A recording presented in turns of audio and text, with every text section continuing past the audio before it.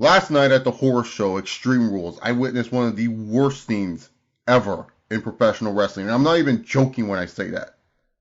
One of the worst, absolute garbage, basura things I've ever witnessed. I'm one of the people that always kind of give benefit of the doubt to the edited content, to when they want to try something outside of the box. Because I'm so used to watching a 30-minute match with all these good moves and shitty counters and botched finishes or botched attempts to do something crazy, exciting, Canadian destroyers, super kicks. I'm so used to that. I'm so freaking desensitized to it. I just don't care when I see it anymore. So when this pandemic happened and these wrestlers went to do some creative stuff and they had to do more edited content, I've been enjoying it. I love the Boneyard match. I love the Funhouse match. I love the Money in the Bank. I love Stadium Stampede. Heck, I was one of the few people that really liked that Street Profits and Viking Raiders, whatever the heck that was supposed to be. I was one of the few people that enjoyed it. I don't know what that Kraken was at the end, but I enjoyed it. So for me, going into the horror show at Extreme Rules, even though it featured one of my least favorite wrestlers ever in Care Bear, even though it featured the new face of fear, Bray Wyatt, the lame version, not this fun version, the lame version, the one that Cena threw a bunch of steps at and he got buried at like freaking Payback 2011 or whatever, 2014. I was like, you know what? I might enjoy this. It might be fun. I'm going to enjoy it. Who cares? I grew up during the Attitude Era, during the Monday Night Wars. Kooky stuff like this was of the norm for me back in the day. Val Venus got his dick chopped off during the Attitude Era. People like to say, oh no, Attitude Era, Monday Night Wars was all serious. No, it wasn't. We had guys getting their dicks chopped off and funny jokes and ass shakes, like a girl gave birth to a hand. I'm just saying, I don't know where this serious stuff in professional wrestling became a thing. I think the Ruthless Aggression era really confused people. I think it really did. But I like when goofy stuff happens in professional wrestling. Like, look at WCW 95. When they had Hulk Hogan and the Giant, they were on top of a roof, and Hulk Hogan threw them off the roof, and they were battling each other with monster trucks. I'm all good with that. I have no problem when wrestling wants to do fun stuff. TNA, they're known for doing fun stuff like that. AEW, they try to do fun stuff like that, but I'm okay with it. Do I wish sometimes that certain storylines could be a little bit serious? Yes, absolutely. But if you want to try to take a storyline to the next level and you want to do edited content, because right now with no fans, the product is kind of boring and it gets kind of stale because, like I said before, all these moves are diluted to me. They're all the fucking same. Every match feels the fucking same. So I'm okay.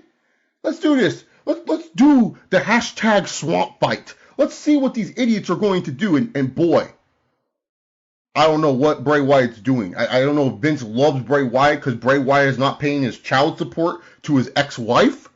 But this right here was the worst thing I've seen in professional wrestling in quite some time.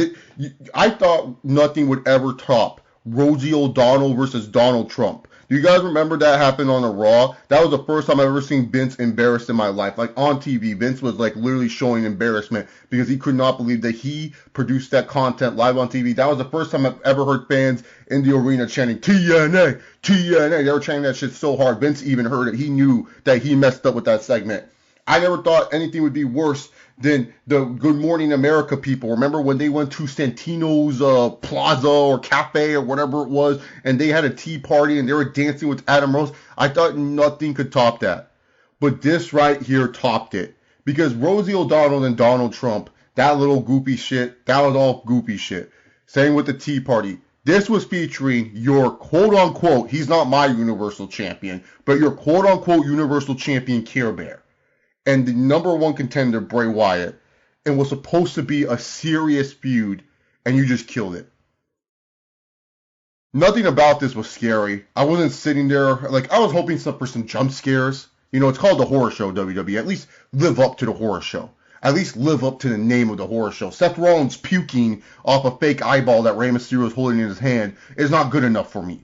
And the first thing you notice when they go into the swamp is there's bunny rabbits and pigs, and I don't know what swamps they've ever been to.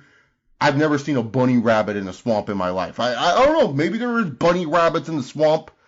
I know pigs sometimes I've never seen in the swamp. I don't know what swamp they've been to, but Bray Wyatt's swamp must be some weird magical swamp because there's pigs and bunny rabbits running around this dumb swamp. Bray Wyatt, and since, they released Brody Lee and Luke Harper, whatever his name is, and Garbage Man, they couldn't get them to come back to this scene, so we got discount versions of them that Care Bear was beating up. Afterwards, Bray Wyatt gets the upper hand on Care Bear because he clones Care Bear. I don't know why you want 2 Care Bears in the world, but we have 2 of them. The other Care Bear seems like he kills Care Bear, but then it turns out that Care Bear is just chained up. Bray Wyatt's going on this long-winded promo. I don't know what he's saying. He's talking about Earth, the core, how volcanoes are going to explode, the world's going to end. I don't know what he's saying, but he's like, come on, man. Come on to me. No face of fear. He's just saying a bunch of stupid shit. And I was just like, what am I watching here, dude? I really want to turn this shit off right now. Then all of a sudden, he's like, you remember the Viper? You remember the Python? And I thought Randy Orton was going to come. I was like, okay. The Viper, Randy Orton. He's gonna come. No, it's literally a girl that looks like Alexa Bliss. You can tell because there's blonde hair in the back of her thing. She's holding a fucking snake. He's like, let the Viper take you down. Let the Python lead you the way. And the Python bites Care Bear. So then we're supposed to believe that Care Bear is under the Python's poison or something. You see how stupid this sounds? You're probably like, what the hell is this guy explaining about?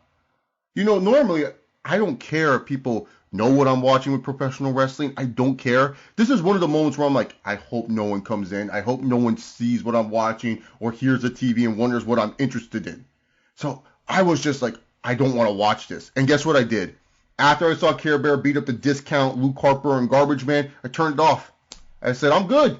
I don't need to watch the rest of this. But then I said, I got to see how this ends. Because I was reading online, everyone was saying that Care Bear dies. And I was like, really? He dies? My least favorite wrestler gets killed? Kayfabe-wise? Sure, I'll watch it. So then I continue. And this is how they made Care Bear one of the most pathetic human beings on the roster. They make him a simp for Alexa Bliss. The guy gets friend-zoned by this girl, and they make him a simp for her. Come on, Braun. You know you want to be with me. You know you want... This guy is supposed to be a monster among men. If he's a monster, I don't expect him to have feelings for some little girl that he had a storyline with in the Mixed Match Challenge that pretty much maybe only 10,000 people on Facebook saw. I don't expect him to have these types of feelings. You made this dude into a simp. I already thought this dude was pathetic when I saw that ride-along episode and he was screaming at the Wendy's workers for not giving him some chicken nuggets. I already thought this dude was pathetic. But this right here, WWE, you really took the cake on this one. You really made me say Care Bear, a.k.a. Braun Strowman, whatever you guys want to call him. I call him Care Bear because he sucks and all he wants to do is hug people. And that just proves my case. This guy's a simp. He sucks. I stopped caring about this human being. I said, please let me see the ending of this match. I fast forward through the rest. I just couldn't do it anymore. I was just like, whatever. So then afterwards, where it came for the last minute, Care Bear's like looking down. He's like, it's over.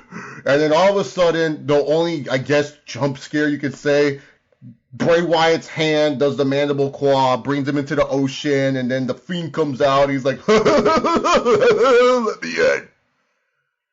And I turned it off, and I was just like, wow. I don't know who designed this. I don't know how Vince gave the okay with this. This was one of the worst things I have seen ever. And I mean ever. I've seen indie wrestlers try to edit their own YouTube videos. I've seen my own YouTube videos. I've seen other bad YouTube videos. Nothing compares to the trash that I saw that was the Swamp Fight. I am done with Bray Wyatt. I am done with Care Bear. They are not Universal Champions. I don't care whoever touches that belt. Goldberg is still my Universal Champion. Y'all thought Goldberg was the worst thing to happen to that belt. No. This is the worst thing. This stinks. This is dumb. I am over Care Bear and The Fiend. Done. They suck. They're trash. Save us, Roman 2020. I know you guys probably thought the Swamp Fight sucked, whatever the fuck it is called. Just tell me what you guys thought. Because I could not believe what I witnessed that night.